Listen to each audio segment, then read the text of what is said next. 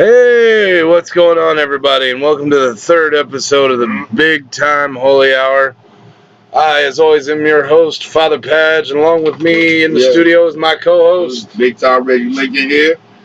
And I came up with something I'd like to talk about today, involving in the wrestling business, which is primarily what our podcast is about. Yeah. I want to talk about the importance of promos in wrestling. The storylines, the build-ups to the matches, the thing that really just sucks you in and gets you wanting to see what's going on. That talk. Yeah. So I want to talk about promos, vignettes, like personas. Personas, the gimmicks, the things that make you tick. So I want to say, I want to go ahead and talk about my favorite video packages and promos and vignettes, and some of them that emotionally grabbed me. We'll talk about mainstream. Well, hell, we're even going to dive into our stuff here in the indies, the independent circuit. So I want to talk a little bit about that. Reggie, do you have any certain promo that the first time you saw it, like basically grabbed you and you're like, man, I've got to check out what this is all about. I've got to see what this match is. I've got to, has there ever been one where you just were like, yeah, I got to think about that. I didn't even take the time to think about that, actually, the vignette. Right. Well, I know. Sometimes when I think about vignettes, it's like debuts or something like that. Yeah. For sure. I got to think about that. I got a few. I got a few. There's several. I'm not really doing a countdown thing right now. I'll probably do that later in the episode. But as far as I'll go back to 2003, and I'll say this: if you watch, in my opinion, the greatest rivalry in WWE was Stone Cold Steve Austin and The Rock. Yeah. And the build up to all three of their big WrestleMania matches was great. But to me personally, the third one, the final time, actually Stone Cold's final match. Yeah, WrestleMania 19. That's one of the ones that I love that just caught a grasp of it. Well, because it was like, as a fan, if you were a Stone Cold fan, you were a Stone Cold fan and you wanted him to beat The Rock. If you were a Rock fan, you were like, man, The Rock's finally going to do it. Mm-hmm. I hope. Why wouldn't he? And I was that guy. I was like, okay, come on, this is Rock's time. And much like most of the world, I didn't have any idea that was going to be Stone Cold's last match. I didn't either. Nobody really did except for Stone Cold. And, but when I'm going to talk about the vignette here, if you go back and you watch, it's like they never slowed it down. There was spaces in between. They had a match at 15, then they had a match at 17, then they had their final match at 19. So it was every other year for those 6 years, WrestleMania 15, WrestleMania 17, WrestleMania 19. One of the main events was The Rock versus Stone Cold. And then when you figured out that this was going to be it, and figure out who's the best or not the best, but who's going to win this feud, because they made it pretty well known that was going to be the end of their feud. Yeah. So when they were showing the vignette and the build up, the video package, you were like, to me personally, I was like, all right, The Rock's got to do it this time. Oh yeah. I was like, there's nothing. What is it proof for Stone Cold to go 3-0 on The Rock? Yeah. A lot of people were like, I remember watching it. Hell, it was there. Yeah. But there were a lot of people, my friends were like, no, that's gonna be Stone Cold's legacy. It's like Rock, Stone Cold's gonna be The Rock's brass ring, and I was like, well, man, The Rock has beaten Stone Cold before. Yeah. It was never at WrestleMania. Not at WrestleMania. So when that happened, or when that match happened, it was the thing that really grabbed me was the video package, because I'd seen all that stuff that they put together in the package for it. But when they put it together, and if you like WWE, you don't like WWE. I personally love WWE, yeah. But you can't ever. If you want to talk shit and say bad things about WWE, you can, but you can't talk shit about how good they are at those video packages. No, they're great. But anyway, that match for me, that one really grabbed me because it showed the dynamic between the two over the years, actually. And then, you had the first time. Actually, I think The Rock was the heel in all three of those. The 15, 17, Yeah, 19. He was. Yeah, he was the heel. And then when he finally won as the heel, I was like, fucking finally, I was like, and then he has one match like a month later with Goldberg and goes away for like 6 months or 8 months or some shit. Oh, for a really long time. Yeah, like until like the next year, He did this whole Gone Hollywood thing. Yeah, and it was working for him because that's what he was really doing. Yeah. He just amped it up. But anyway, I got off track. But anyway, that personally for me was a big deal. And I like how The Rock was being all cocky and brash and everything, and he would hit Stone Cold in the build-up. He would hit Stone, and even in that match, in that final match, he would hit Stone Cold with a Stone Cold Stunner, and then Stone Cold would hit The Rock with the Rock Bottom, and it was just like I loved how they worked it. It was a perfect story. It was a great way for that. So for that to end. But for me, that was personally one of my favorites. Now that's not my favorite, but it's one of them. It's up there. It's hard to call my favorites now, but one thing, first time I started actually paying attention to vignettes was back during the NWO days. Hell yeah! Cause they always had stirred things up. Oh yeah, man, they were like the best heel stable I think ever. But well, like you're saying with their vignettes and their no matter what it was, I'm like, oh my god, this one I really was starting to get more into wrestling and everything. The whole Dennis Rodman, Karl Malone thing. Oh yeah, when you brought in the two dudes who were actually their teams, I believe, were playing each other in the finals. In the NBA finals. Yeah, the Jazz and the Bulls. That just happened to line up perfect. And and what's crazy was they were getting into it during the games. Malone and didn't the Bulls actually end up winning that? Oh, yeah, they won every time. Yeah, the Bulls won that, but Karl Malone won the match at WCW. Had to get it. Actually, Rodman and Hogan went over dirty against Page and Malone. Did they? Yeah, they went over. I remember because I recorded that. What was I thinking of? Yeah, we recorded it on VHS, and I was watching it all the time. Oh, I was thinking of the Giant and Luger versus Hogan and Rodman. That was the first time Rodman came around. That's right. Yeah, and I didn't know anything about faces and heels. I just knew. I didn't know the terms. I knew good guy, bad guy. Yeah, I didn't pay attention to that at the time. I was thinking, hey, I'm a big Michael Jordan fan. Hey, this guy plays with Michael Jordan. I'm going to root for him. Wasn't he like the all-time rebound guy in the NBA history? Or yes, he was. I guess? Yes. Yeah, I remember those vignettes. Those were fucking great, man. Yeah, and then they were showing vignettes.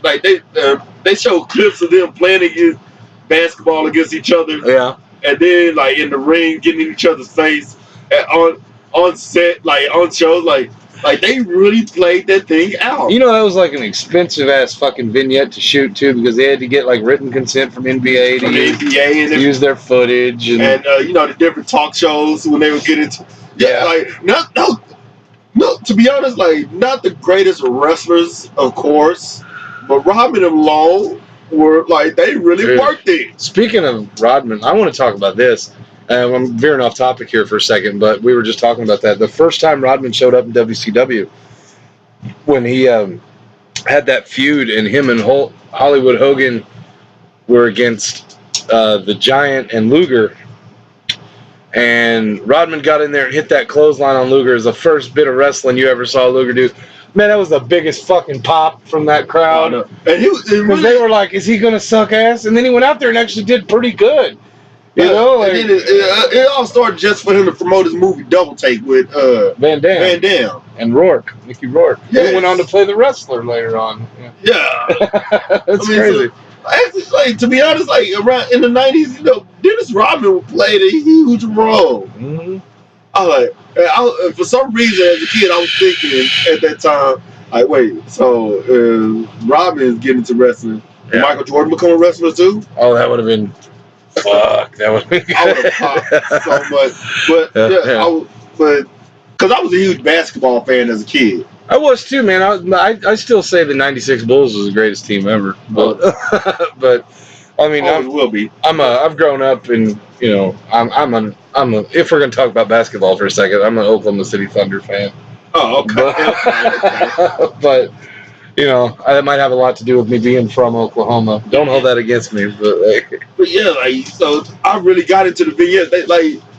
And Rodman and Malone played that thing out. They really did. Like I said, weren't the best wrestlers. Of course, they didn't have to be. They got thrown in there real quick with like minor training and or not minor training, but their partners were carrying them.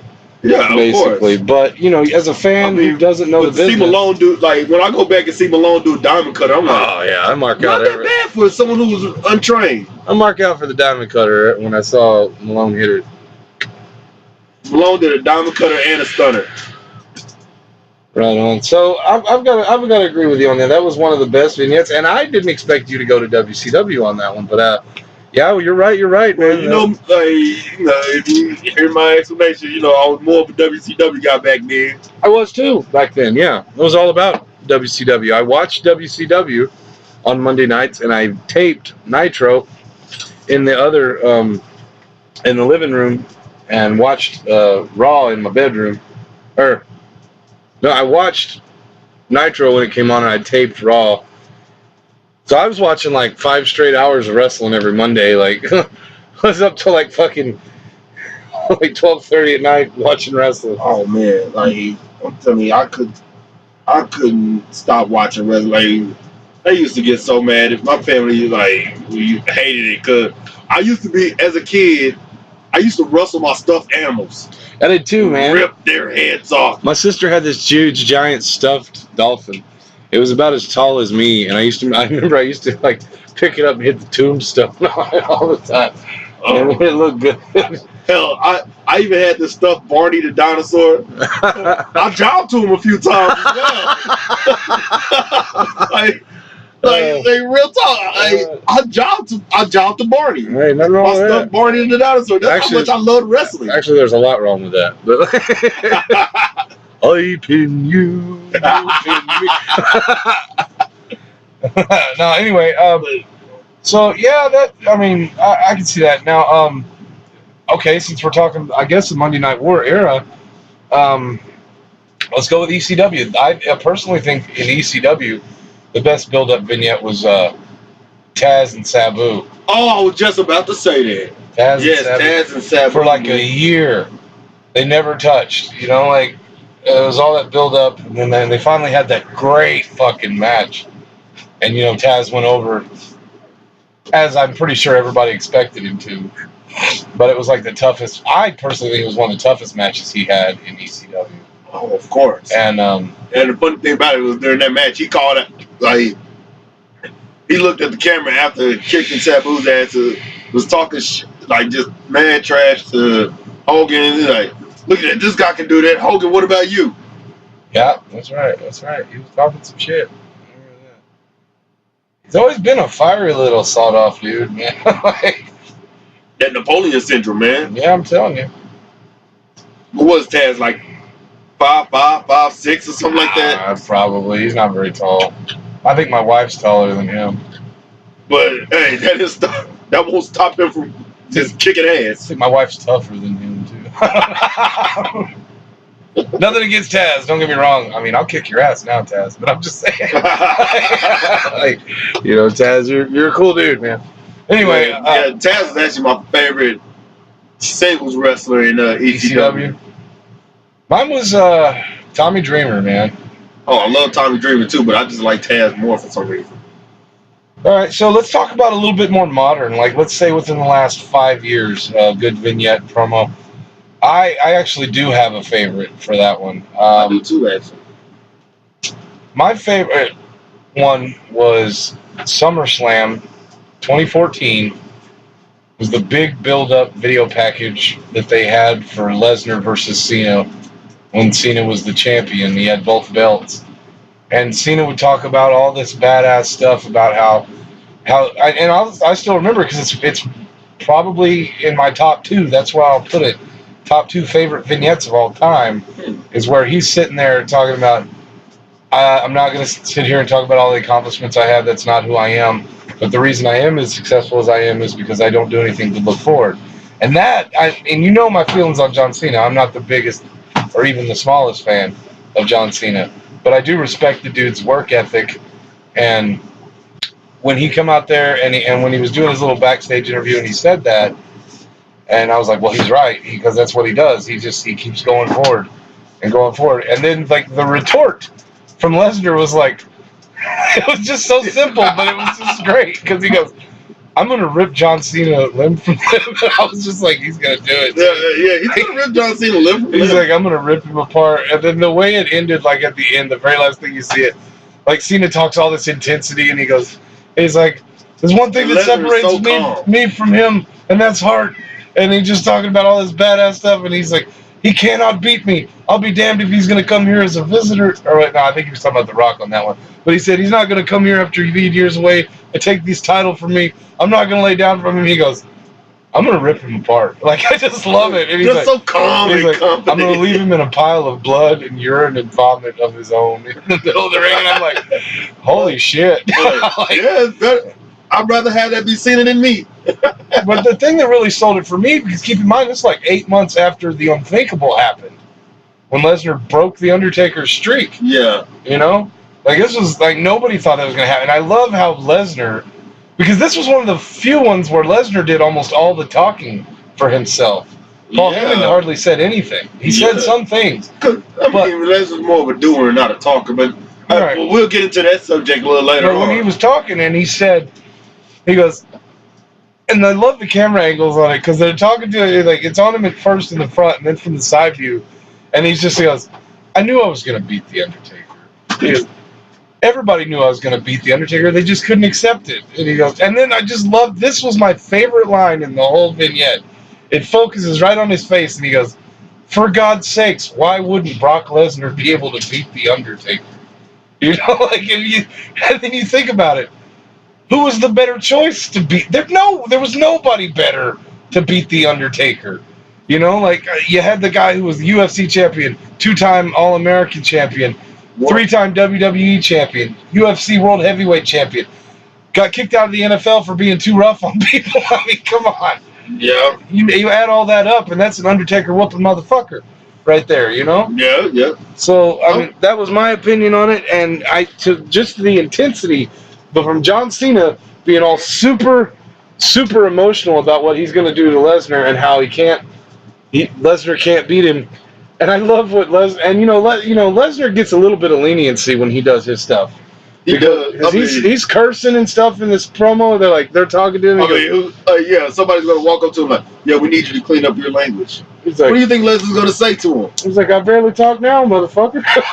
You know, but I'm going to need you to go fuck yourself. That's probably what he's going to say. Like, beat me in an arm wrestling match. You know? He's like, the day you can kick my ass is the day that I'll clean up my language for you. I just love it. He goes, oh, you want to talk about Extreme Rules? Because remember the Extreme Rules match that Lesnar and Cena had in 2012, Extreme Rules. He goes, I don't know what happened. I got hit in the head with a fucking chain. he goes, I thought I wasn't even human because that diverticulitis kicked my ass. You know, and all this stuff. And I was like, I looked up diverticulitis. A lot of people don't live through that. You know what I mean? So, like, when he comes out and he says his whole thing on there about, for God's sakes, why wouldn't I be able to beat The Undertaker? And then he looks right at the camera and goes, why won't Brock Lesnar be able to beat John Cena at SummerSlam? And as the fan in me, that got me thinking. I was like, yeah, he's going to beat him. But I'm digressing again here. But the match itself, holy shit, dude. It was like a 25-minute match, and John Cena got like 1 minute and 40 seconds of offense. And most of that was the fucking STF hold. You know? And then, like, my favorite part was like,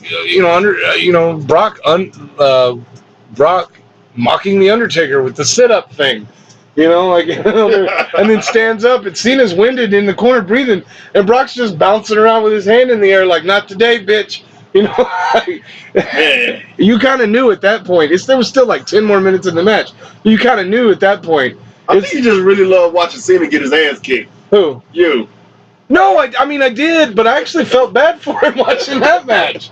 You know, like I don't give you know my philosophy on matches. I don't give a shit as long as it looks good, win or loss. I do have my favorites and people I pull for, but at the end of the day, if it's a good match, like Shawn Michaels, Kurt Angle, WrestleMania 21, I went in for Shawn. I wanted Shawn to win that match, and when Kurt Angle won it, I was totally satisfied because it was such a damn good match. There were people booing the shit out of Kurt Angle at the beginning, and when that match was over, those same people were standing up clapping. That was one of the first "This is awesome" chants that I heard. Oh, yeah. You know, but anyway, I'm gonna get up. But that one's actually one of my top favorite ones in the last 5 years. Well, let's hear yours. One of my top favorite packages of vignettes. I will say this.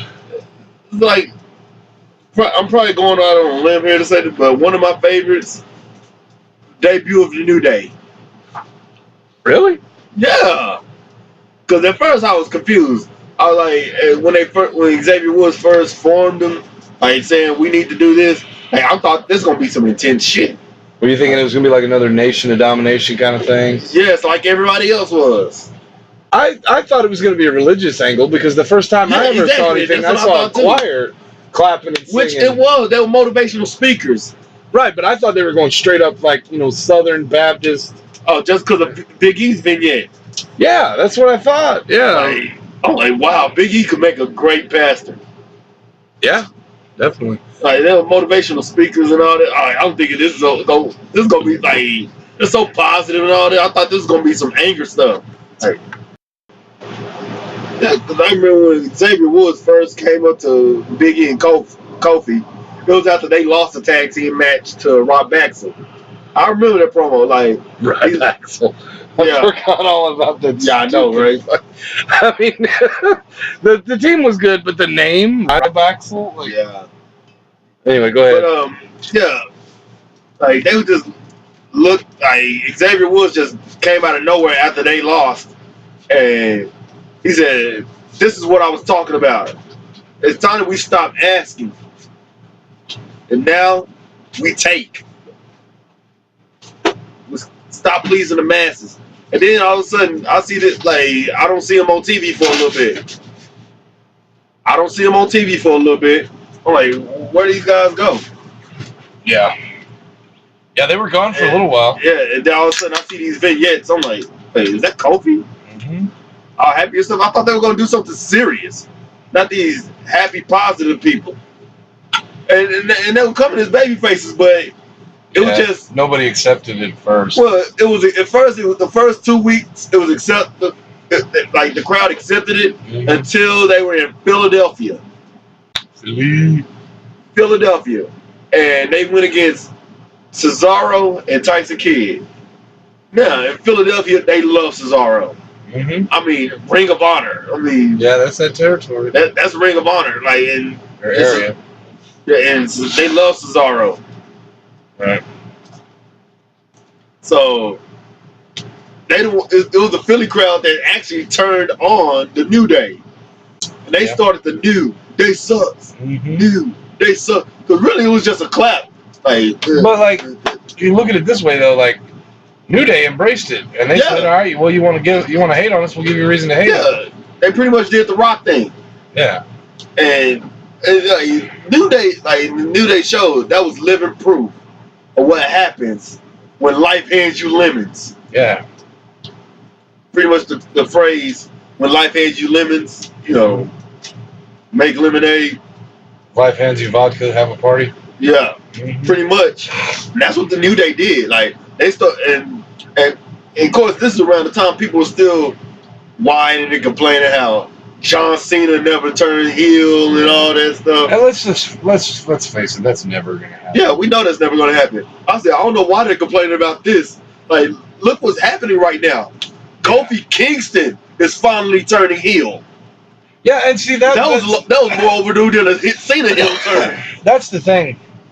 I was really happy to see that because it's a one thing that you never thought you would see, and that's another thing WWE is real good about You know, because they have that anything could happen here, you know, and that's a deal. That's a thing. Like the unexpected, when it happens, it takes you back, you know, and you're just like, wow. Yeah, like and like so many fans didn't realize. They probably still didn't realize it at the time, or still don't right now. But a Kofi Kingston heel turn was much more overdue than a John Cena heel turn. It's much more believable. Yes, I'll give him that. All right, so we're going to talk about the day. Okay, well, we were talking about, so the debut of the New Day was one of your top ones. Okay, so, and that was a good. And then like as heels, they still did the whole positive thing too. So yeah, they put a negative spin on it, which you kind of expect. They shoved it down the throat. Yeah. All right, so here's what I'm going to say then. We're going to talk about those. Okay, I'll give you a chance to think on it. I personally, my favorite that I can think of, my favorite promo build-up was mostly all was the Undertaker and Lesnar match at WrestleMania 30. Not just because Lesnar's my favorite wrestler, but Paul Heyman really sold that thing to me. The way he did it, you know, the way he was talking about it, and Paul Heyman, oh my God, the greatest manager of all time, without question. Agreed. But like the way he said it was like they had that normal narrator guy singing the Undertaker's praises during the beginning of the match, and I'll never forget it because it's one of my favorite things I've ever heard in a vignette. And it says, "Is there no man who can stop this collector of souls?" And then the camera shoots in on Paul Heyman and he goes, "Obviously, the answer is no. But what about a ruthless, heartless barbarian?" And he's just building up Lesnar this whole time. Now, keep in mind, I bet you, and I am not exaggerating this as far as I know, I bet you 90% of the world expected Undertaker to win that match. I didn't know what to expect. Out of the group of people that we were watching it was me, another wrestler, Mikey, his wife, my wife, me, one of my trainees, Tim. We're all watching it over at Mike's house. And I was the only one out of that entire group talking shit, and I was saying that it was Lesnar. Lesnar was going to do it. I would say that, like, when I was watching that, like, the vignette built up and all that, I said, this is going to be a tough match. But I think, like, you know, the way the Undertaker kept looking at it over the past few years, like, he kept going over, but he's not walking out on his own 2 feet. He's having trouble. He's been having trouble. I thought it was going to be the same way. I said, like, Undertaker's just going to go over by some lucky roll-up or something like that. Well, it'd be in Mania. I figured if he was going to go over, he'd go over with a finish. You know, it'd be in Mania. Most of the time, that's a tombstone. You know, like 90% of them. But, like, I did not have any doubt. I knew it. I called it. But it still surprised me when it happened. You know, but when he fucking went to hit him with that second tombstone and he reversed it, and Lesnar reversed it and threw him up on his shoulders, I'm like, I immediately had a mark out moment because I was like, that's how he beat him last time. You know, like in the Hell in a Cell. Oh yeah. I was like, that's how Lesnar beat him last time. But then, fucking sure enough, he hits that third F5, and you hear Michael Cole say the most ominous words I've ever heard in wrestling ever. The streak is over after the 3 count. Man, I was just like, I thought Mike's beard was going to fall off the way he was looking at the TV. His wife was about to cry. My wife had went out to the car because she thought there was more left in the match. She went out to go get something out of the car. I wasn't fucking moving. I wasn't getting off that couch. Yeah, that's what I thought. Like, I thought Undertaker was going to go over, but by, like, a lucky victory, like a schoolboy or something like that. Or, heck, even a dirty victory, like legs on the ropes or something like that. Well, I think they did it perfectly. It could have been a way better match, but you know, Taker did get hurt on the outside of the ring. Yeah, got a concussion and still kept going and calling the match. But like when that happened, to me, like I stood up and I got in everybody's face in that living room because I stood up and I was like, because it was the only match I was wrong about for 5 fucking years. WrestleMania. I always picked, for 2 years I picked Shawn Michaels. For 2 years I picked Triple H. Then I picked Punk. I was that's one of the vignettes that I got into as well. Like the vignette package of vignettes was Punk and Taker. Yeah, I really thought Punk was going to do it. And then when he didn't do it, you can ask my wife, I was visibly pissed off. So when Lesnar did it, and Lesnar being my favorite guy to actually be the guy to break the streak, I jumped up and I was like, holy fuck, he did it! That's my exact words. And everybody's like, my buddy Tim, who's one of my trainees, was sitting on the couch and he's like, no, man, no, that didn't just happen. I'm like, show the fucking replay. And that big dude with the glasses with the funny face. Yeah, dude, I fucking got the fucking picture of that guy and I made a meme with it on Facebook. Who didn't meme that? I put a meme on it that said, I must need thicker glasses because I swear I just saw a 3 count. I put that bitch. Dude, I was quiet the whole time. I went outside because my wife was at the car, and the car was like a good 35, 40 feet from the house. She was in the driveway, and I came out the front door of the house over at Mike's. I kicked that front door open. I'm like, babe. She's like, what? What's wrong? I'm like, he fucking did it. And she's like, what? And I was like, he fucking did it. She's like, no, he didn't. I'm like, oh, fuck, yes, he did. Everybody in here's crying. It's so beautiful. I mean, yeah, like a lot of people cried. I wasn't one of them. Oh, I didn't cry, but I was excited. And I was shocked. There was still the main event to go that night. Daniel Bryan, Batista, and Randy Orton triple threat. Yeah. Yeah, I think they learned because of this year's they made it this year's main event. Taker and Reigns. Yeah. When Taker loses at WrestleMania, do not make that a mid-card match. No. You have the fucking divas go on right after Taker. And this is around the time when a divas match is on. Yeah, divas. Yeah. We got to take that. That's piss break time right there. Yeah. That's pretty much piss break. Yeah, but to me personally, that's my favorite. That is, I can't think of a better build-up vignette for a match than that one because it's about a good 5 minutes long. Yeah. But yeah, so I'm gonna say in WWE, that is my favorite. New Day is. I wouldn't say the New Day is my complete favorite because I don't have a number one. Honestly, this is one of my favorites. But another one of my favorites was, like I said, Punk and Taker. 29. Yes. Yeah. And then this is around the time, we're still sensitive over, the passing of Paul Bearer. Yeah, and I can't believe they used that. But Punk asked his family for permission too. Yeah, the Moody family. Yeah, that happened 3 weeks before. Yes. But they even had Paul Heyman come out dressed as Paul Bearer.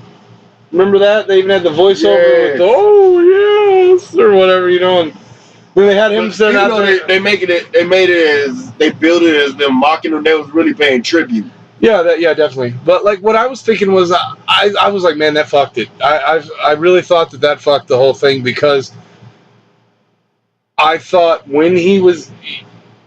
because now that he's dead, I thought maybe they switched up plans. I thought Punk was going to take it, but now that Moody had died, I thought that maybe, oh fuck, they're going to give it to Taker again. And then next year, and Punk wasn't around for next year's match. That was the best match of that night. Oh, absolutely. That was the best match. I mean, yes, it went like a lot of time over. Yeah. There was 2 good matches at that Mania, if you ask me. There was that one, and then Lesnar and Triple H rematch. And that was the whole once in a lifetime thing right there. Taker and no, I'm talking about that was the Mania, the first once in a lifetime Cena and The Rock. No, that was the second one. That was the second one? Yeah, first one was the year before. Oh yeah, that was twice in a lifetime. Yeah, the year before was actually a good all-around WrestleMania, But yeah, my favorite match at that one that you're talking about, 28, was actually Taker and H inside Hell in the Cell. Yeah. With Shawn Michaels as referee. And the symbolism of the 3 of them walking out together. The end of an era. Yeah, that was great. But, I'll agree with you, man, on a couple of points there. That was one of the best vignette packages I've ever seen. And it was also the best match of that entire WrestleMania. And then, they had everything to do with Paul Bear. That like I said, it was really a great tribute to Paul Bear. It was. It really was. They sent them off well. Yep, they sure did, man. You know, like you said, I thought that changed it too, because pretty much I thought they were going to give it to Punk. I thought Punk was going to do it, man. Like I really did, and I'm thinking, okay. I said they're not going to give him the longest title reign. Give him the Undertaker streak. I thought that's what he was going to do. Me and Mike were both like, this is going to be Punk's legacy. This is what this is. Punk hadn't lost at Mania until that match, as far as I know, because he'd won at 24. He won the Money in the Bank at 25. He won Money in the Bank again. He repeated, and then the third one. What happened at 26? Did he wrestle at 26? Didn't he cash in and win? No, dude. No. Rollins was the only one to ever cash in at Mania. Wasn't this for a Straight Edge Society thing? It might have been. Or a new Nexus? 26. I don't remember what 26 was. Oh, we'll find out. I know 27 he fought Orton and beat Orton, and then at 28 he beat Jericho. 29 he lost to Taker, the one we were just talking about, and he fucking canned his whole career before 30. Yeah. So like he. Well, my thing about CM Punk, like you said earlier, you know, I really thought he was gonna be the guy, but I'm kind of glad he wasn't with what happened the next year, you know, because that made more sense if you look at it for Lesnar to be the guy. I mean, what else? But at that time, we didn't know Lesnar was gonna return. Yeah, we did, because he had a match at that same Mania with Triple H. Oh yeah. Lesnar did return. I don't know what I'm Lesnar came back the night after WrestleMania 28. Very next night. Yeah, he did. He was a big return after 8 years. Yeah, 7 years. We didn't think the next guy was gonna be Lesnar. Like, no, I didn't. I knew that Lesnar at some point, when he came out and it was Cena in the ring, I was like, okay, badass. They're gonna have Lesnar and Cena feud again. And then they had that. Cena won that incredible match with him at Extreme Rules. Yeah. You know, a company that doesn't allow you to bleed, let those two bleed all over the place. I mean, it makes sense with Lesnar. Yeah. And Lesnar gets busted open legit, dude. Like, you know. And the thing that got me was like, okay, that's how they're going to end the feud. I get it. They're giving Cena a win because Lesnar used to kick his ass all the time back in 03 and 04. Yeah. Lesnar was Cena's brass ring. Yeah. Right? And then, you know, he wins this match. And then it's like almost 2 years later, or it's over 2 years later, and they have that match we were talking about earlier at SummerSlam where he just completely decimates Cena. Yeah. You know? And then they have the rematch at the Royal Rumble in January. And Lesnar beats Cena and Rollins. You know, like, yeah. And it was just like, wow, man, you know. Like Lesnar is still very dominant. There'll never be another Brock Lesnar, anybody like him. No, there won't. There never will. But anyway, I'm not here to put over my favorite wrestler. He doesn't need my help to do that. But so yeah, there's that. And I want to say another good build-up for me was I really enjoyed this year's WrestleMania, the build-up between Bray Wyatt and Randy Orton. Yeah, that was good. And the match itself with those special effects and the screenshots on the canvas. Yeah. Oh yeah. The worms, the bugs, the maggots, and all that. I think it should have had a different outcome, but like, yeah. You know, it was. Oh no, I guess Wyatt was attempting to dive or something like that, which is why Orton wanted to go over. Don't dive, Wyatt. Come on, Wyndham, you're better than that. But yeah, those are some of my favorite. Now I want to talk about something that's more near and dear to me and you as far as promos and vignettes and video packages go. And we don't see it as much, but it needs to happen more. Take the time, get an editing team, get someone to make these things. But in the fucking indies, they're few and far between, but they do happen. And I'm proud as shit to say that I make some of the best ones out there. Oh, you do. You know, like they're I mean, but I couldn't do them without all the help I have. You know, like you helped me with a couple of them. A lot of people, you know, don't know this, but the one where I fucking am out there doing the martial arts kata, and the guy walks up on me. Some mysterious guy just walks up on you. And turns out and runs scared out of his mind. They don't know that, but that was you. Yeah, that was you. You know, they had.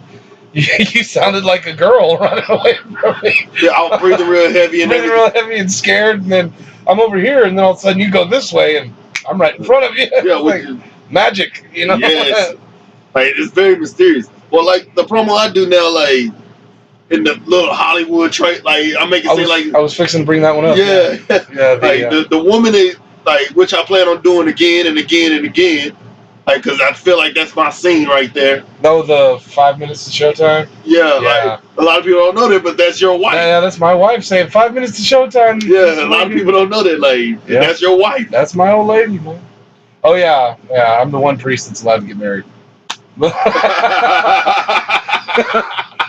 It was part of the special conditions of the Vatican. I was like, Father Padge needs this pussy. But just one. I'm not an animal. You know? Yeah. Oh yeah. But oh, by the way, this is an adulteress like me. By the way, this is an R-rated podcast. If you haven't figured that out, 40 minutes in. Father Padge is R-rated. I'm more of a PG-13 guy. Father Padge is R-rated, but with a mystical sense to him. You won't ever see me cuss in a promo or nothing, but I cuss my ass off during a match. Like Reggie Lincoln is a PG-13 guy. Yeah. Right, that's the furthest it's gonna go with me. You get like one F-bomb, maybe two. Yeah, maybe. But I want to talk about those. I want to talk about the vignettes. You know, I'm happy to have, you know, people like you and people like my wife and you know, I've got friends that are wanting to be in all these vignettes and videos. Yeah, they want to be. And they're like, "Hey, man, can we do this?" And I'm like, "Man, I don't know. Like, you got to be cool with like some fucked up shit." And they're like. You know, and like I got to give props to of all people, one of the best workers I've ever had the privilege of wrestling against was Drake Gallows. He actually gave me the idea for some of the stuff that I did on my promo against him. He wanted me to talk about how, and I'm not saying this is his personal beliefs, but as far as the character goes, Drake Gallows is a non-believer. Like he's a neutral. Like he believes in a higher power, just. Doesn't label it as God, you know, and I get that. He's more spiritual. So I use that in the promo, and I come back and I say that part where he is a non-believer, and I will fix that little problem, you know, kind of thing. You know, I change everything about Josh Padgett. By the way, shoot name. I change everything about Josh Padgett when I become Father Padge. I mean, that's the thing. Like, it's the thing about actors and everything. Like, you really got to be invested into your character. Well, there's there's some of my shoot stuff, like my martial arts, like all my black belts and, you know, my amateur wrestling history and everything. I use that in the ring. But as far as the character goes, the story behind Father Padge was Father Padge touched a forbidden stone at Vatican City that gave him all these powers to possess people. And I was awarded all the combat knowledge in the world. Oh, yeah. You know, like... It's a big, dark, mystical story behind that, but in real life, I worked my ass off to get as kick-ass as I am.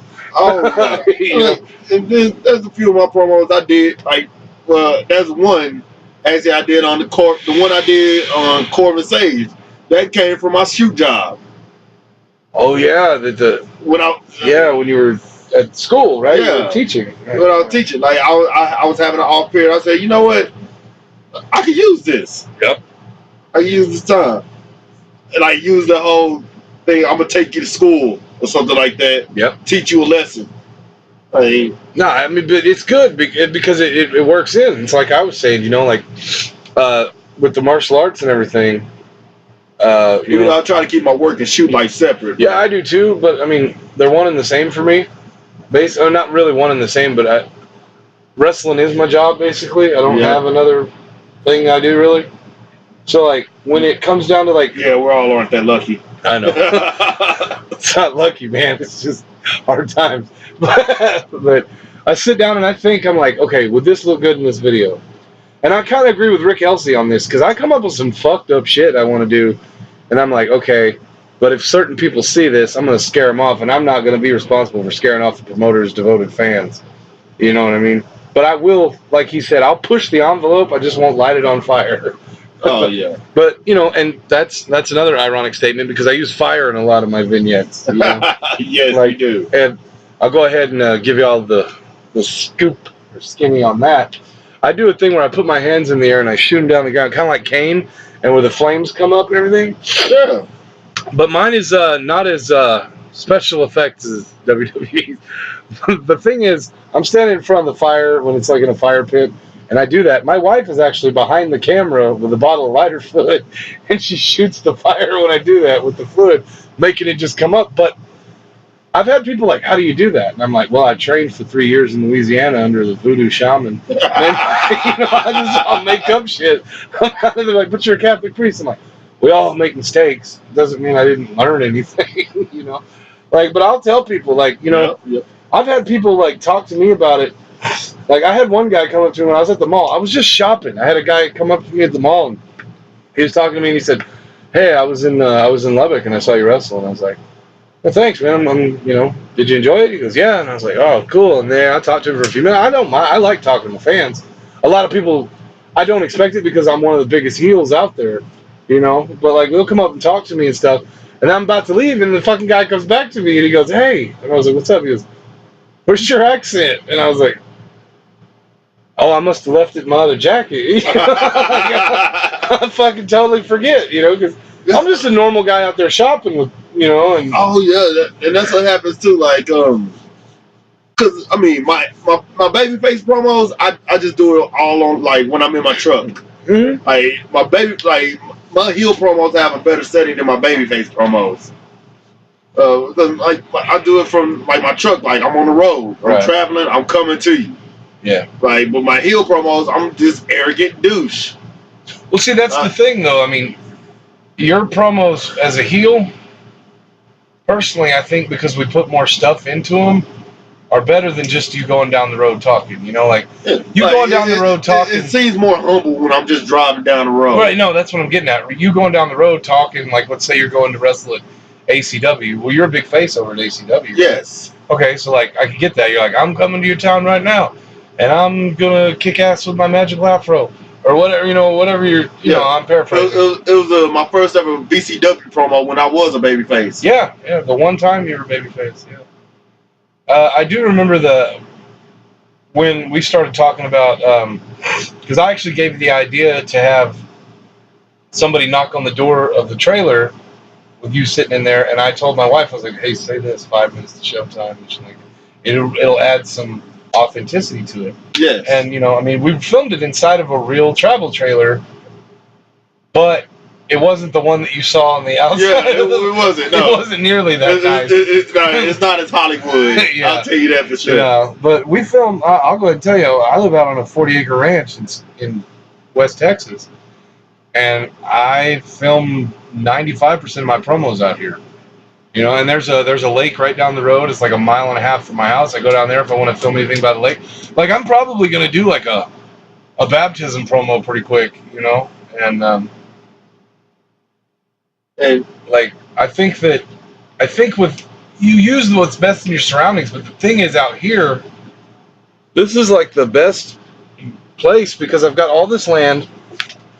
It looks like somewhere a crazy priest and his cult following would live. Yes, it does.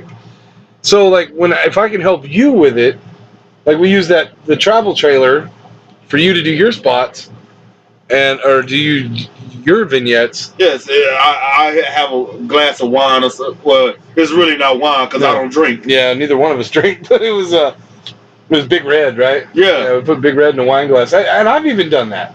Yeah. When I did my promo on Psycho Mike right before I beat him for the title. Yes. I was sitting there with a fucking cigarette and a glass of wine, which is actually Big Red soda, but nobody knows. Like, I got people commenting on there like, Padge, are you drinking again, dude? And I was like, no.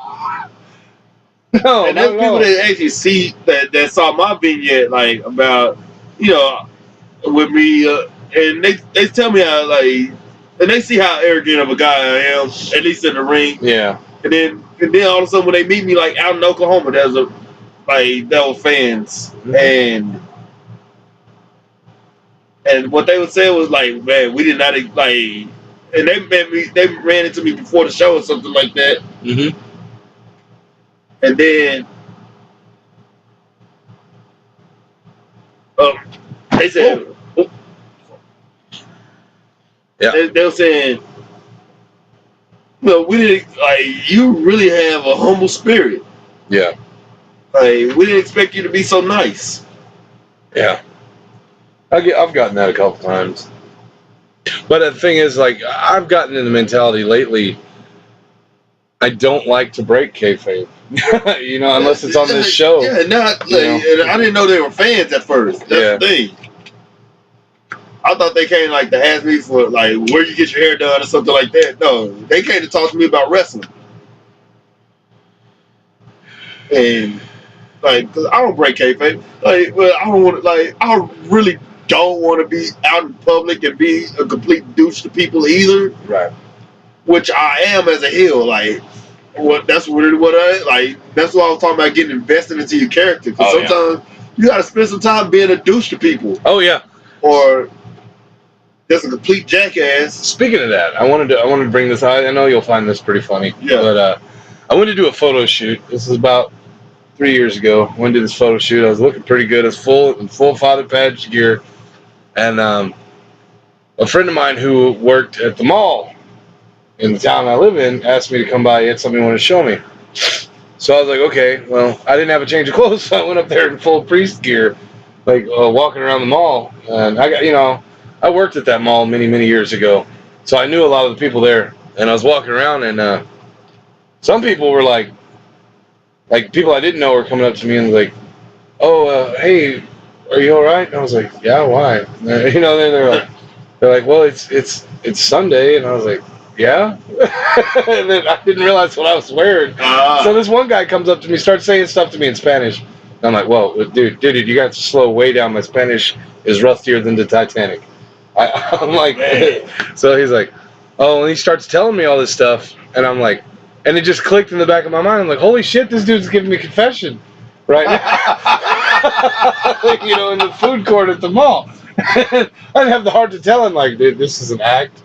So I was like, I fucking went with it, which was a horrible thing to do, I found out. Oh, man. Because I had that's funny. I was sitting there with my rosary in my hand listening to this old man talk to me, and I was like, and I'm like, he has to know I'm not a priest. I mean, I look like a biker who stole a priest uniform. Oh, man. And like, I look like Zach Wilde fucking became a wrestler. So, but the guy keeps talking to me, and then the funny thing was the guy Mike, who owns Sports Maniac, which is the sports memorabilia store there, walks by, and he knows me. He's known me for years. He knows the real person that I am. Yeah. He knows Padge, and he walks by and he sees this guy talking to me. And I'm sitting there like this with my hands in prayer position with the rosary hanging over my fingers. And I'm like, oh, man. And I'm just listening to this guy. And Mike is losing his shit, dude. He had to like go around the corner laughing. I probably would have lost it too. Because he's like, what the fuck? And I'm like, just go with it, motherfucker. He goes around the corner. And I can hear him laughing hard as fuck, And so like as soon as it's over, like the guy, like I had to take fucking lessons from the guy that was giving me his confession because he does the sign of the cross, and I'm like, oh yeah, I gotta do that shit, right? That's awesome. So he fucking like leaves, so funny. And I was like, bless you, my child. And I'm like, this dude's like 40 years older than me. But like, he fucking leaves. Man. So I'm like, I know I'm gonna get so much shit for this when I walk down to the Sports Maniac. Oh god. So I walk in and he's like, have you ever made a confession yet about? Yeah, I've been, this is gonna sound horrible, but for pure studying reasons, I went to confession and pretended to be Catholic so I can give a confession. And, have you been forgiven of this sin yet? No, I don't know. He might have forgiven me, but it was a fake confession, so I don't know. I got fake forgiven. Oh, that's funny. I worked the priest and he worked me right back. Oh, man. So here's the funny part, though. Or funnier part. I'm like walking down this fucking 80 yards to get to the other store where my friend owns it, and I am like, he's going to give me so much shit when I walk in there. And I walk in there and he goes, "Oh, hey, Patch, how's it going?" I'm like, "Pretty good, Mike. How you doing?" And he goes, "Hey, can you help me? I need to move this refrigerator back here." And I was like, Yeah, sure. Well, he's at this back room. So I go in the back room with him, and he shuts the door, and he's like, "Can I give you my confession?" I was like, "You son of a bitch!" You know. I was like, "Yeah, I deserve that because like I didn't have the heart to tell this old man that I was just an actor, you know, a professional wrestler." Oh man. So then it starts happening. Like, here's where it gets real bad. I'm walking by, and there's a cookie place there in the mall. And I'm not going to say no to cookies. Nope. But this girl there, she's like, "Do you like chocolate chip?" I'm like, "Yeah, sure." She gives me like a package, like 4 chocolate chip cookies in it. Well, she started doing this like every day she saw me at the mall. And then I was like, "Holy shit, she's doing that because she thinks I'm a priest." You know? So I'm getting like free cookies and taking people's confession and shit. But the thing is, that was only in there the one time in full garb, you know? So the next time, I guess she's thinking it's street clothes day for Father Padge. I'm wearing a Metallica shirt. What priest wears a Metallica shirt, you know? Oh, but man. I'm walking through there and just getting free cookies. And after a while, it started clicking. I was like, they think I'm really a priest. Now, how fucked up would it be if I keep taking advantage of that? So I stopped. And I started paying for the cookies because I actually felt genuinely bad about it, you know? Like, but anyway, so yeah, I've had a few times where, you know, life imitated art. Oh, no, yeah, life imitated art for me too, and I have had to be a jackass to some people. Well, I've actually talked about you before. Somebody in Lubbock asked me about you the first time you wrestled at Squared Circle Pro. Because we were outside, and there was this kid, and he was like, and he's a mark, like a straight up smart, like, you know, a smart mark. Thinks he knows shit about shit, but doesn't know shit about shit. Yeah. You know, but like, he comes out there and he's like, "Hey, like," and then, you know, there's those people out there that are fucking nuts, man. Oh, they are. I'm not gonna say this dude's name because he's an alright dude, but he's fucking nuttier than a box of squirrel shit. But he fucking comes out there and he's talking to me about, "Hey, how are things going at the Vatican?" And I'm like, this motherfucker thinks, "Oh, well, they're going good, you know, Pope John Paul, whatever, said that, you know," I'm just fucking making shit up. Yeah. He goes, "So what's the deal with the dude with the afro?" I was like, "What about him?" He's like, "So like, is he, like, does he still think disco's a thing?" And I was like, I just started, yeah, now I really did get invested into that character too. No, I know, but that's what I'm saying. I started laughing and I was like, "Oh yeah, dude, you didn't know about Reggie?" The reason he has that afro is because when he was younger, that afro's like steel. So he got hit in the head so hard back in the day before he had that afro that he's like in a permanent state of dementia where he thinks it's 1976 all the time. That's so good. I was telling the guy that, and he's like, "Really?" I'm like, "Yeah." He thought, because he didn't know that happened to him. When he came to confession, I had to show him the video of that happening to him, and he's starting to, and the kid's fucking eating it up. Like fucking, you know, fresh worms at a fucking fish farm, dude. This fucking guy is just eating it up. So I'm just making up more and more shit about you and me. Oh, man. And like, it was just funny as fuck because this fucking guy is eating it up, like, with a spoon, you know? Like, and he's asking me about all these other gimmicks. I'm just making up shit about people I don't even know. You know, I'm like, "Well, you know that Jordan Caleb, or not, you know, he was going by Hazy Chains back then." I was like, "You know, Hazy Chains is the actual legit son of Gigi Allen, right?" And they're like, "Really?" I'm like, "Yeah, look at him. He looks just like him." You know? Oh man, like, and this, like I said, this is what I'm talking about. Getting invested into your character. Like, I went to like rinks on 70s night and all that just so I could see what this stuff is. Yes. I didn't know that. You like what, fucking like roller disco and shit? Yes. Imagine. Were you able to do watching old episodes of Soul Train? Dude, like Soul listening Train. to my dad's stories of on his roll bounce days. Roll bounce? Yeah. Like, you know that movie about roller disco in the 70s? Little Bow Wow? Yeah. Back when he was famous. Yeah, I remember that. Excuse me. Soda went down the wrong hole there. Yeah, man, that's yeah. So I remember I was putting you over to this fucking guy.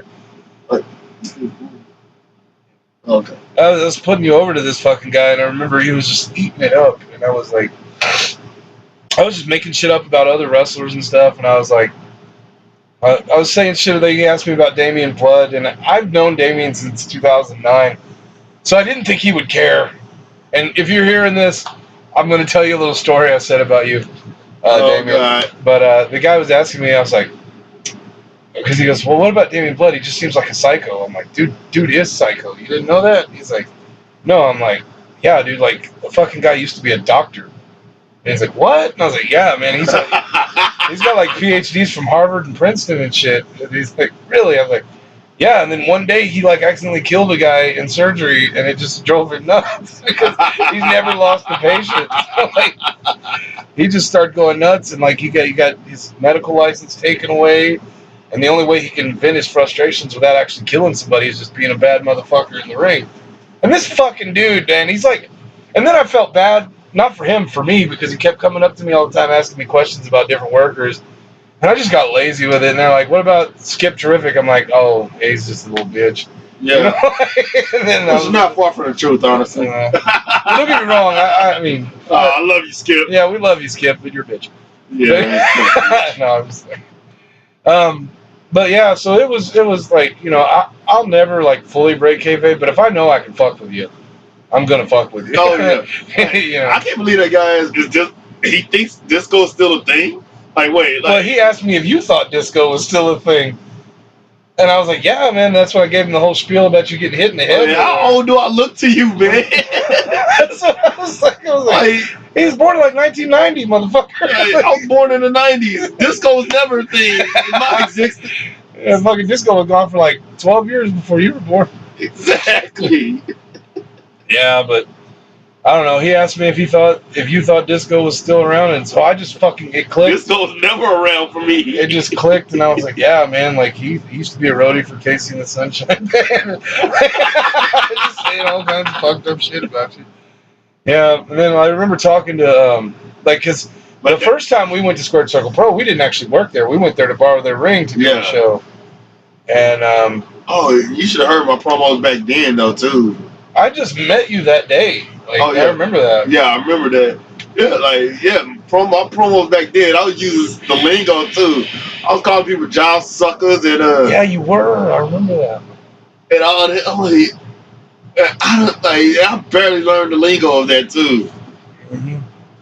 Calling all the fans home slice. Yeah.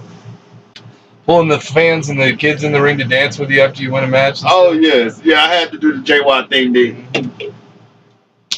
That was cool, man. I remember I had just met you the day before, and we went down to Squared Circle, and it was because of Mikey that I met you, and I was like, there's another wrestler in San Angelo, you know, like, that's not retired, and he's like, oh yeah, Reggie's wrestling. I was like, really? And then when I met you, I was like, I remember when I first saw you at the gas pumps, I was like, this guy's not gonna like me at all, dude. Like, I told Mike that, I was like, he's not gonna like me at all. I'm gonna make one black joke, he's gonna get super offended. and he's like, no, Reggie's cool as fuck. And I was like, all right. And I gave it about an hour, and I was like, yeah, Reggie's cool as fuck. I remember we got there, me and you were hanging out over in the corner critiquing the matches that were going on in the show. And I was like, man, I cannot wait to come work here if I ever get to work here. And then, you know, I got offered the spot there like a couple days later by Rick. And then you came on about a month later. A month or two later. Yeah, like after you first debuted, after your promo and everything. Yeah, my simplest promo I ever shot. It was actually in my best friend's garage with a bunch of candles. Oh yeah. Yeah, after your first promo, and then like you got in the ring for the first time and everything, and then the next month, that's when Rick said, "Oh yeah, I saw some of your stuff, man. I really dig it. Like, you want to work next show?" Yeah, we've been mainstays ever since. I mean, we're all on the core roster now. I mean, we make the more money than most of them because we come the furthest. But you know, we get to do our. You know, I can't thank Rick enough for that, yeah. You know, because he don't want to talk to me about character development. Well, I knew a little bit about it, but I was always satisfied with just being the asshole, funny heel, and never thought, dude, go dark with it. And I was like, it's all right. And then when he laid out this whole story for me, he goes, I want to do this, but I want you to do it this way. And I was like, that'd be fucking great, dude. And Mike was like, man, I've been telling you to do it evil for a long time. And I was like, you ain't told me shit. What are you talking about? You said, the only time you talk to me about is when we wrestle each other. You know, and that's just the match. But like, so I've been doing it that way ever since, and it's worked out real good for me. But this whole point of this thing we were talking about are our vignettes. We do a lot of badass vignettes for being in the indies and stuff. Like, we don't have the budget like a lot of those guys, but you never be able to tell. Make the most of what you have. Yeah, we put everything together with precision. I mean, like it took me like there's a recent one that we put out. I put out a little over a week ago with the story that's all about the BCW Tag Team Championships, which I'm half of, and Terry Pantera is the other half, which the storyline for that was Terry and I beat each other up for 13 months every time we faced each other in Oklahoma. Like, I won the first one, he won the second one, nobody won the third one, and then I won the last one, our final match, and we went our separate ways, and then it just happened to be where the tag team match for the finals was his team won and my team won, but it was under Impulse rules, which is like first one to win on each.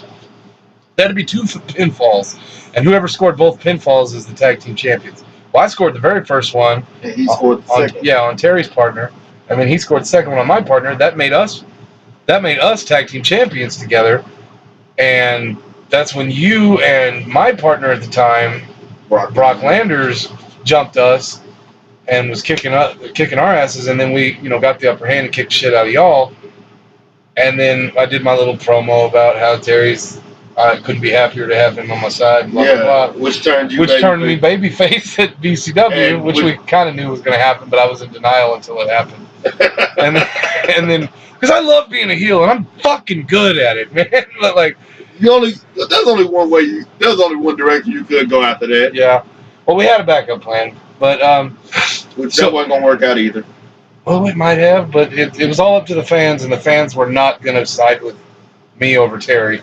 So, but like, what ended up happening was we were like, Terry even accidentally set it up himself. When we were in the ring, he goes, "You two punks want a piece of this? Tell them what's up, Padge." And then I grab the mic and I say my thing. And I told you both you could suck it if you didn't like it. And then all of a sudden, I took all the footage of all the matches or not all the matches, but your singles match where you got screwed out of the BCW title with Terry as referee. That turned me heel. Yeah. So what we did was I put this whole thing together. I even put clips of actual wars going on at the beginning, like the French Revolution. Yes. French Revolution, like World War I shit and tanks and shit. And then it went right into me and Terry, and then it explained the thing about me and Terry's feud, how it was over, and we were going to go our separate ways, but how fate would have us come back together and win the titles together against. Because I beat. Well, for the first time, the first ever tag team champions, right? Yeah, not so first ever, but first ones in like 10 years there. Because it was always about heavyweight titles and storylines, but like now that he's got more titles and stuff. But we had the feud with. We wanted to do a feud with you, and we wanted to make sure you had a good partner. So I figured, I helped Terry write the story. I was like, we'd have Brock, turn on him, or turn on me after me and Terry become tag team unlikely partners, and we show our unity that we can work together as a unit. And then we bring in Brock and Reggie, and we make them into. Did you see that poster I put out earlier for that? Oh yeah, I put a new poster out. It's so I made the poster earlier, and it says on the front is that July 1st, Guthrie, Oklahoma, Tag Team Championship match, which is me and Terry Pantera. Our tag team is called Team Holy Hell. And then I've got you and Brock Landers. Brock Landers is ginger as fuck, and you have an afro, so I called you guys Team Ginger Fro and put it on the poster. And I guess Terry loved it because he immediately made it his profile picture. Really? Yeah. I think I might need to change my profile picture now. But it's good stuff, and we're gonna have a hell of a match, and no spoilers right now on what's gonna happen. But any time that we've worked with each other, it's been great. Yeah. And with Terry as my partner, it'll be just as good. And we're also gonna have we're gonna have a lot of good work with Brock and everybody, and it's gonna end up being a damn good match. Matter of fact, I think it's the main event, July 1st, Guthrie, Oklahoma. We're looking at. That'll be the main event. There's a festival going on there, so We're looking at 13 to 20,000 people being jammed together in this 1-2 block radius to watch us wrestle. So, ready to kick some fucking ass. But anyway, for sure. So, but I wanted to go ahead and talk about a couple of other things real quick tonight. Us being the Big Time Holy Hour podcast, we wouldn't be where we are if it wasn't for our amazing sponsors. And some of our sponsors include the amazing people. Have you ever just wanted to enjoy a bikini-clad woman while having a hot slice of pizza? Come on down to one of the 42 locations here in the United States at Pizza Slut and enjoy some nice bouncing cleavage and a nice slice of mediocre pizza. That's Pizza Slut. And then we the old-time German family that migrated here to America years ago to bring their old German recipe for good quality beer, the Falkenmeyer Brewery, located in Waco, Texas. If you ever want to have a nice, refreshing, cold glass of German Bavarian beer, try Falkenmeyer. And for all you animal lovers out there, you want to control the pet population, we have Uncle Bob's mobile pet neutering station, conveniently located wherever you can catch them that day on the block. Remember, that's Bob's mobile pet neutering station.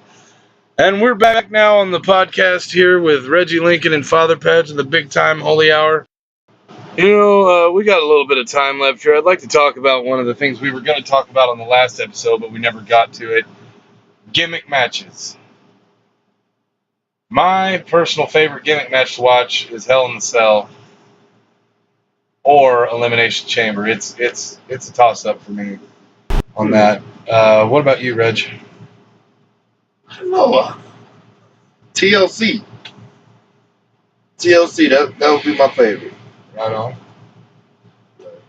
Other than that, I can't think of nothing else. TLC 2 was probably my favorite TLC match. The Hardys, the Dudleys, and Edge and Christian. I mean, they were in the first, 3 of them, right? The first 2. First 2? Oh, okay. Well, the second one, that was the 20-foot spear, right, off the top? Yes. Yeah, that was that was amazing. The sell on that fucking Edge did. I don't know if you've watched the Rated R Superstar DVD, but I watched it on there where he's talking about. He's like, yeah, people come up to me all the time talking to me like, how'd you plan that out with Jeff Hardy? He was like, I didn't plan that. How you plan that? That was instinct. He was hanging there. I was like, let's fucking do this, and they did it, and it was one of the best spots I've ever seen ever. Oh yeah, he stole the show with that. Yeah, that was great. All right, well, we're going to talk about that. So TLC is your favorite. I'm Hell in the Cell and or Elimination Chamber. It's a toss-up for me on those. They're both good. Hell in the Cell, my favorite Hell in the Cell match. The bloodiest one I've ever seen was Lesnar Taker 2002. Of course. And then I'd say my favorite Elimination Chamber, SummerSlam 2003, Triple H, Shawn Michaels, Goldberg, Kevin Nash, Randy Orton. Was that Randy Orton was in it? Chris Jericho. I don't remember who all was in it, but I do remember everybody in the world expected Goldberg to win, and Triple H kind of screwed him over with the sledgehammer when he was going for the spear. I thought that was great because I wanted Triple H to win that match. I like Triple H as champion. I don't give a shit what anybody says. He's the greatest of all time. And the Reign of Terror shouldn't be known as the Reign of Terror because it was awesome. Yeah. But yeah. So, as far as that goes, let's talk about WrestleMania main events. What you got? What's your favorite WrestleMania main event? Yeah, you had to put that question on me. I did, man. There's so many I can choose from. Main event. Oh, man, I don't even know. I can't call it right now. It's a hard one to call. I've got to go with... Because my favorite ever WrestleMania match is a mid-card match. I already know which one you're talking about. Shawn Michaels, Chris Jericho? Yep. I was there. And my second favorite is another mid-card match, which was TLC. There you go. I mean, so... I got to go with the... If we're talking main event, close out the show, last match of the night, Shawn Michaels, Undertaker 2, WrestleMania 26. Shawn Michaels had to retire after that one. I think the better match was the year before, but it wasn't the main event. Shawn Michaels and Undertaker. The main event at that show was Triple H and Randy Orton. Yeah. But WrestleMania is always there's been some bad WrestleManias and there's been some amazing WrestleManias. Well, you know what my favorite that I can think of off the top of my head right now, my favorite main event, I would say that match this is how WWE the network describes it, was when Shawn Michaels and Triple H faced off in a triple threat match for the World Heavyweight title. Yeah, that's my favorite match. You're talking about how it's described on the network? Yeah. Because you can't look up Chris Benoit. Yes.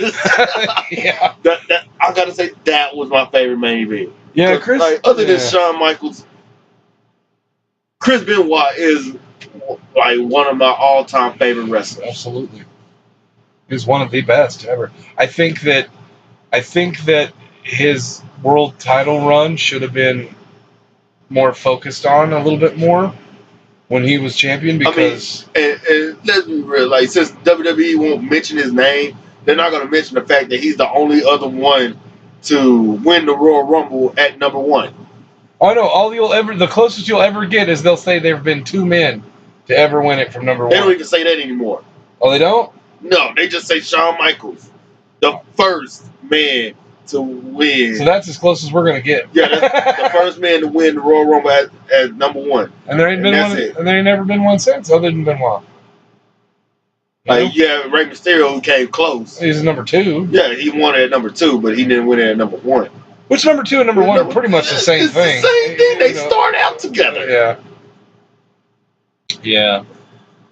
Okay, let's talk about that. Royal Rumbles. Which one's your favorite? Let's go. Favorite Royal Rumble match of all time. Nothing recent, I'll tell you that for sure. Yeah, no shit. Not in the last 3 years. 4 or 5 years? I mean, it's probably gonna be, and then the next coming up Royal Rumble probably gonna be like Roman Reigns or John Cena again. It'll be Roman fucking Reigns. Because we already know that it's gonna be Lesnar Reigns at Mania next year for the Universal title. Let's see. And I can't believe they're gonna do that, but yeah. My favorite Royal Rumble. I'm gonna go ahead and say it. It's probably not the most popular one, but I'm gonna go ahead and say it. When Vince McMahon won it. The 99 Royal Rumble? Yes. When Vince won. That was good because nobody expected it. Yeah, it was so unexpected. I hated it as a kid. But now that I think about it, I loved it. Look at the genius behind the whole thing. Yes. Because he worked his ass off to screw Stone Cold over. And Stone Cold put so much effort. And then the thing was, I didn't know how Vince McMahon really looked under the suits. Holy shit, right? Yeah, I went, wait a minute. He walked out there, and even Stone Cold said, he goes, I always hated working with him because he's in such better shape than I am. Yeah, I was like, why the hell is Vince McMahon, I said, why is Vince McMahon the one playing the chicken shit? Look how big he is. I know, right? I said, Vince McMahon, look, the shape that Vince McMahon is in, I said, he should never chicken shit from anyone. I tell you what, man, that's a good one, actually. I didn't even think about that one. I've got to go with McMahon's involved in this one too. He blew out both of his quads. But Royal Rumble 2005, it come down to Cena and Batista, and it was supposed to be Batista. As far as I know, the shoot was it was supposed to be Batista all the way, and he picked John up for the bomb and lost balance. And they bought that spot, and they both went out. So McMahon comes out there legit pissed off, and goes to get in the ring. He's like, "What the fuck is this?" Blah blah blah, and it blows out both of his quad muscles. Damn! And you're just like, why isn't he getting up? And then you figure out, I think he's hurt. How do you blow out both quads? Well, like he said, he was 50, or he was 60 years old, almost 60, and he had not stretched or warmed up or nothing. And because he didn't know he was going to have to do that. He went out there legit pissed off. Yeah, so that has to be our favorite. Is the one that Vince McMahon won. That's a good one, man. That's a good one. Yeah, that's the one I dig. But I love watching Kofi's performance. Oh yeah, Kofi's a different kind of animal. Two people I hate that never went over in the Royal Rumble. Who's that? One is Kofi Kingston. Mm-hmm. Well, I hate the fact that he never went over in the Royal Rumble or Money in the Bank. Yeah. One is Kofi Kingston, the other is the Big Show. Yeah, Big Show came real close a couple times. He always comes so close. There's twice he was the last guy, the 2000 Yes. and then the Benoit one in 2004. And but I mean, he kind of got his deal. He won the Andre the Giant Battle Royal. He should have won a Royal Rumble, man. That's the only thing he hadn't done, really. Like the guy who always had, he always had the best advantage. Hey, bigger than everybody. Yes. Yeah. I mean, I get it. Take the biggest guy out first and all that. Or the thing is, when Big Show is one of the last ones standing. Yeah. Should be out of the two, he should win it. I thought so. I mean, now at this point, there's no point now. Yeah, there's not. He's in the best shape he's ever been in now. But... All right, one more thing before we get out of here, folks. Want to talk about favorite. We're gonna get back on what we were supposed to be talking about this whole time: promos and vignettes. Real quick before we go, let's talk about classic, like golden age, like 70s, 80s. Hell, fuck it, 90s. even throw the 90s in there. For me personally, in the 90s, there was no more intense promos than Randy Savage and or Hulk Hogan, but mostly Randy with the intensity. I thought he was gonna literally. It was the first time in my life I saw a man doing a promo where I thought his head was gonna explode. I'm telling you, you always see the vein coming out of his head. Yeah, that's why he was bald. His hair was trying to pop out the back of his head. Right. But like he fucking like when he did his promo on Hogan before they had the WrestleMania 5 match. He was, oh my god, he's just so intense. I hate your guts, and like, I hate you, and I was just like, golly. And then you come to find out there was real animosity there. Oh yeah, they got over it later, but still, holy shit. Even Randy Savage created a rap album against him. Well, I know, but I'm talking about like at that point. At that time, yeah. Then they got over it, and then that shit happened again in WCW, and it's just like,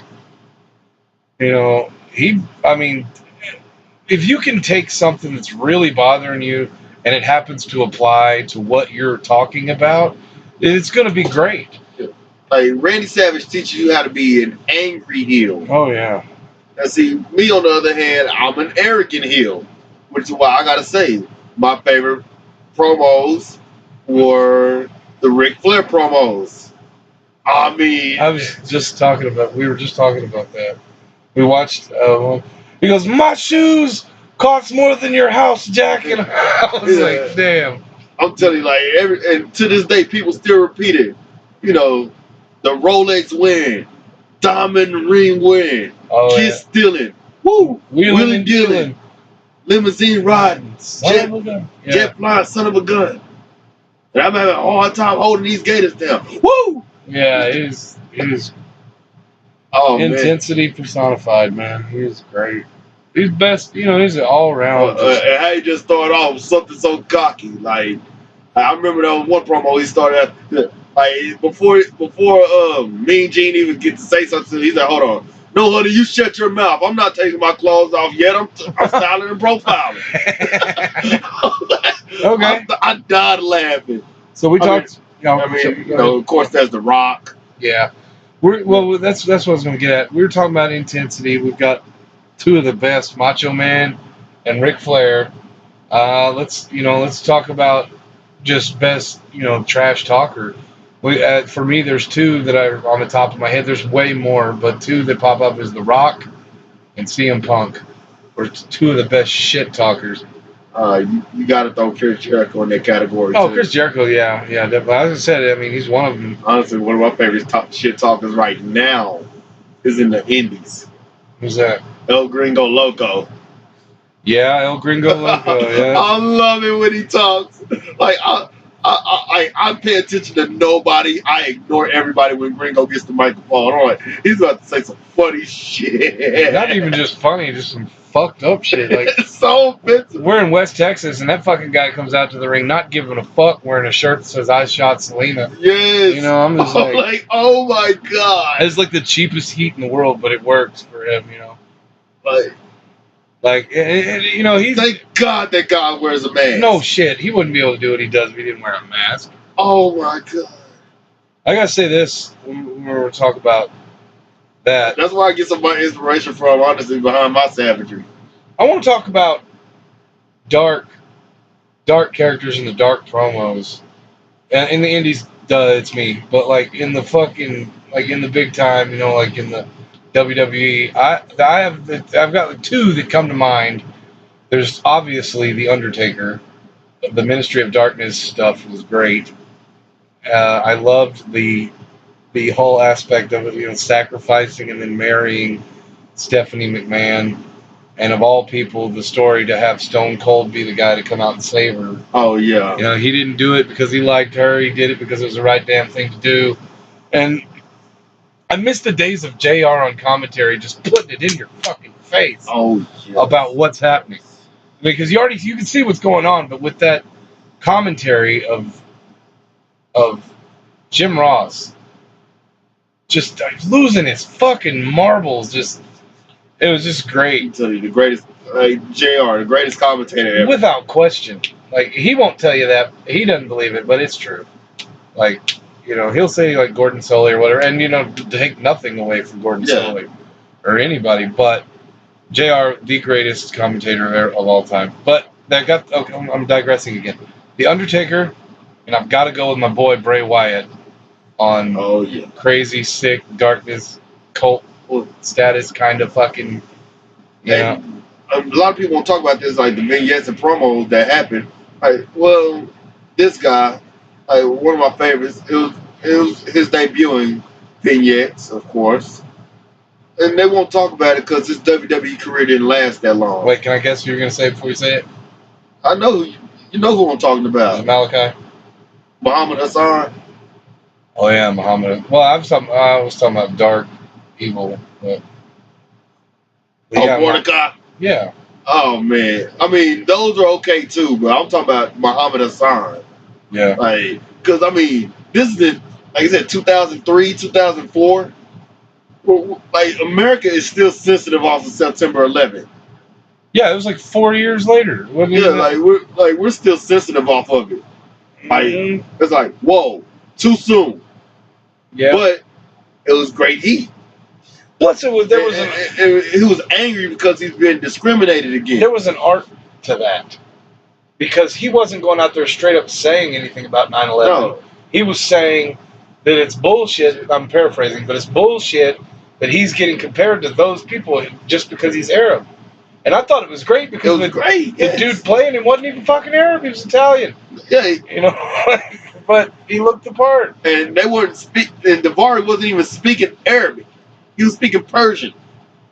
Really? I didn't know that. Yeah. It was more of a Persian language, not Arab or anything like Arabic. that. Yeah. No Arabic language. Hindu or Hindi.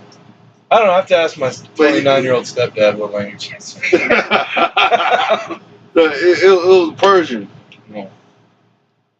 It was a Persian language. Like, I really think they did him dirty, actually. You know, he just went out there and did what he was told. Yeah, I mean, but they had to let him go for his own safety. Yeah. They still paid him for a couple of years. Yeah. But that's how good that's how over the gimmick was. And he'll never come back. That's what's horrible. Like, he'll never be able to come back. I feel bad, but then again, I think you should get Hall of Fame. Yeah, honestly, I think he's one of the greatest heels ever. Yeah, it was a short period. He wasn't there even. He was such a good heel that they had to let him go for his own safety. You got to be a good heel for that. I think he was there right out about a year, maybe. Yeah, you know, and he was still undefeated at the time too until the Undertaker beat him. Yeah, is that right? Was it the Undertaker or the Rock that beat him? Like, it was the Undertaker. He didn't lose much. No, he didn't lose for like the first 6 months. He didn't lose at all on Raw. When he got let go, he was on SmackDown. And he was Arabic American. And he was still getting USA chants and all that. My favorite. You saw him almost crack up as WrestleMania 21 when he came out to interrupt Eugene. And he's like, do you have any idea why I'm angry? And Eugene's like, you don't like midgets. And he almost broke. He was like, he looks at the camera, he's like, midgets. No, that's not it. And I was just like, good on you for not completely breaking down on that, because that was great, because I had lost it. I don't like midgets. This is one thing you did see. Like, he had his moments where he almost broke kayfabe. Yeah. Like, his greenness showed right there. Mm-hmm. But he was a good worker. Good worker. Great look. Knew what he was doing. Did exactly what he was told. Yep. Which actually backfired on him. Poor guy. But I'm not. Nobody would say it, but that's one of the greatest heels, in my opinion. I agree with you. A lot of people should recognize that, because that's how good he was at it. He was so good at doing exactly what he was told, at pissing people off, that it was just a bad time period to have it. I bet it'd be totally over right now. You know what I mean? Like, honestly, he'll probably be a babyface right now with all the bad shit that's going on in the world and stuff. Yeah. He'd probably go over as a babyface now if he continued on. All right. Well, let's talk about one more thing, then we got to get off here, man. It's been about an hour and a half already. We'll talk a little bit about Lucha Underground here real quick before we get off. Probably got about 2 or 3 more minutes. When we were talking about video packages and vignettes, I like the build up for stuff there, like, because you did not see Monster Matanza at all. You saw a shadowy figure behind a cage, and the cage rattling and stuff. And then when he came out, when his brother, what's the owner's name? Dario Cueto. Yeah, Dario Cueto. Yeah. When he came out with him, you're like, holy shit, look at that fucking guy. You know what I mean? So, like, I like the build up to that particular. I also like how they do mini episodes during the episodes. Yes. You know, with the dramatic overlaid music, and then the Joey Ron is a cop. Yeah. What the fuck? But yeah. But yeah. That I wasn't. We love you, Joey, but damn, man. Yeah, love Joey Ron. But yeah. He's the definition of cockstrong, if you know what I'm talking about. And let's see, Ricky Reyes or Castro Cortez, as he went by on Lucha Underground. Yeah, he was the undercover cop. Yeah, I was like watching. I was like, man, like, they have murder in this. Yeah, it's good for what it is. Lucha Underground is amazing. Don't get me wrong. I saw one of the best matches I've ever seen the other day. Matter of fact, you showed it to me. It was Cage and Matanza for the title. And it was a good story the way they did it. Cage cashed in his, the All-Star title? I forgot what that title was called. He cashed in that title to get a shot at the world title against Matanza. And he came up short, but it was a good story. And that match was great. You do not... that is the only place you will see guys that size doing moves like that. That is it. I've never seen anything like that. Matter of fact, after Reggie showed me that match, I went back and watched it 2 more times, even though I already knew the outcome, because I am like that. I don't care about the outcome as long as the match looks good. Because if you're paying attention, you can go back and watch a match over and over and notice shit you didn't notice the first couple times when you watched it. I do that all the time. I do that with my matches. I probably watch my matches more than I watch anybody's matches.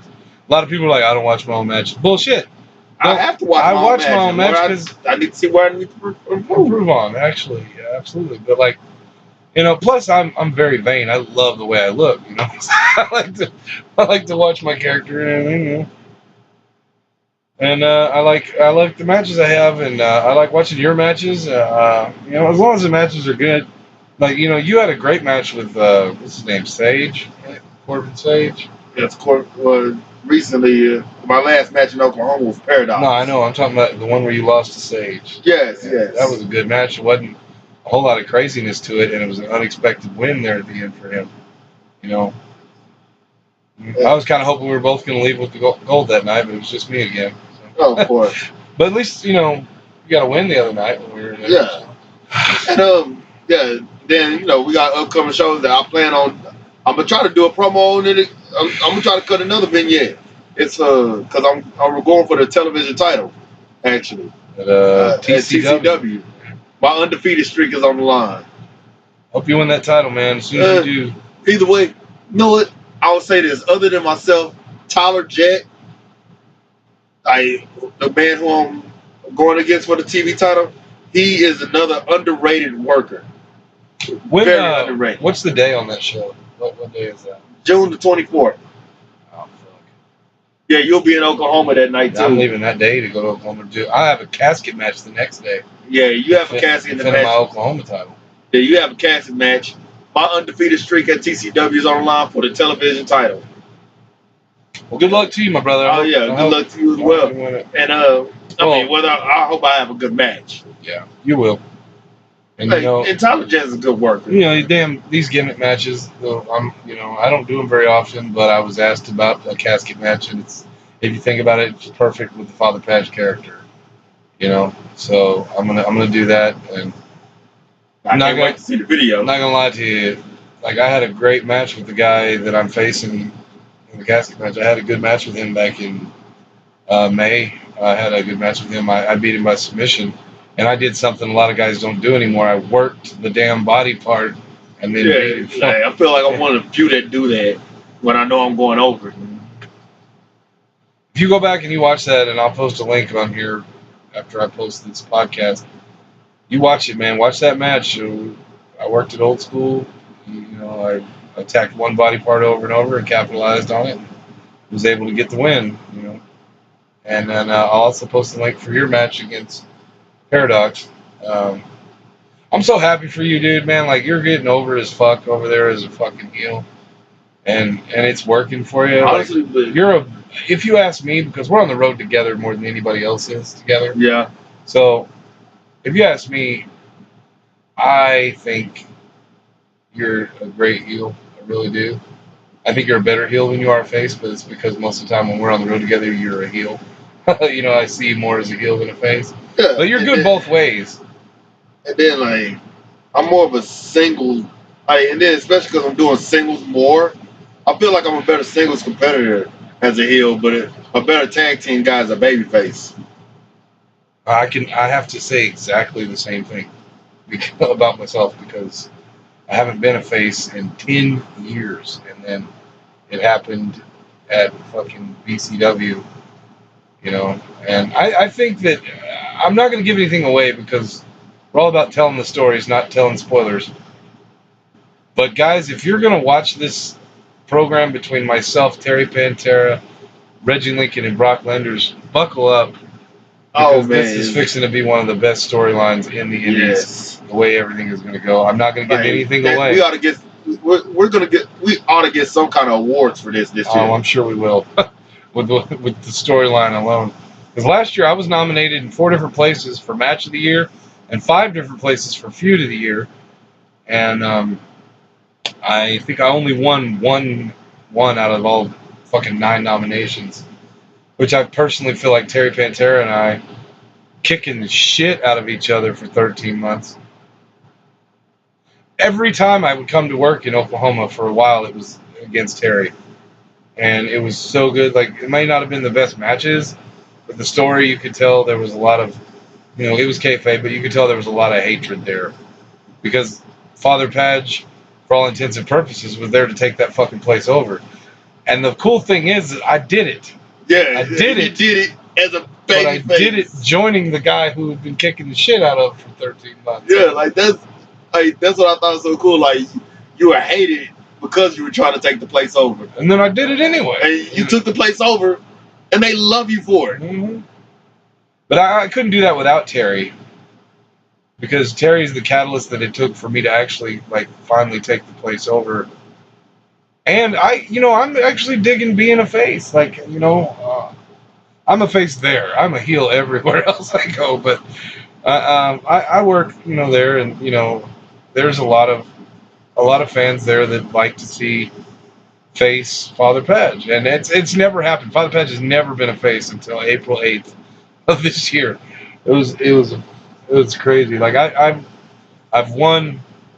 I don't know. I sat down and did the math on it the other day. I've probably had over 1,000 matches. I've won I don't know. I can't give you an actual majority number. of them, though. Right? Right? I've won over 800 of them, but like, you know, that's a damn good record to have. Yeah. But like, the thing is, win or loss doesn't matter to me. I've just been fortunate enough to win them, most of them, and I started doing the math. I sat down for a couple hours and did all this math. I got to say, 90% of those matches that I've won were dirty. Like not all of them. Like you were involved in one where I didn't do anything dirty. Yeah. You know, you were doing more dirty shit than me. And then I pinned you. I pinned everybody. I pinned you. I pinned Landers. I pinned Stackhouse. And oh, that was it. There was 6 of us in the match. I pinned 3 other people. I pinned all heels, and I was a heel. Yeah. No, Stackhouse was a face. Yeah, Stackhouse was a face. But anyway, so we're going to get out of here tonight, folks. Thanks for listening to Big Time Holy Hour. This has been the 3rd episode. Time for me to work on my vignette. Yeah. Yeah, speaking of vignettes, we're going to work on some. I'm going to work on one tomorrow that's going to fucking blow these people's mind. I'll tell you what, check out Big Time Reggie Lincoln on... go ahead and give them all your social media. Oh, yeah. Just subscribe to Reggie Lincoln on YouTube. And then at Big Time Reggie, all one word, lowercase, on everything else, social media, Facebook, Twitter, and Instagram. All right, you can find me on Instagram at Father Padge. You can find me on Twitter at, I believe it's Padge Power. YouTube, just type in Father Padge. I'm the only one in the world that I know of, at least the only one in the world that's me. You can find me on Facebook at Father Padge and God's Work. Or you can find me at Josh Padgett on my shoot page, which is mostly wrestling stuff too. I don't know why I have 2 pages. But also keep a lookout for coming up soon. Let's see, I got. Check out the newest episode of Big Time Journey as well. 53, right? Yeah, 53. Episode 53.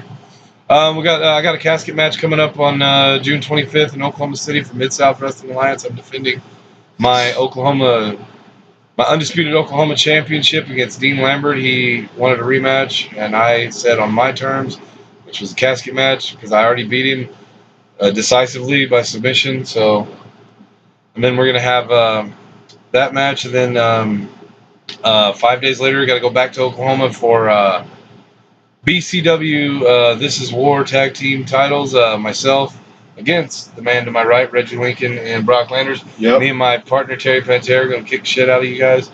Just so you know. And give it right back. Yeah, you gonna give it right back. You got a hell of a wheel kick, and my ear's still hot from taking that.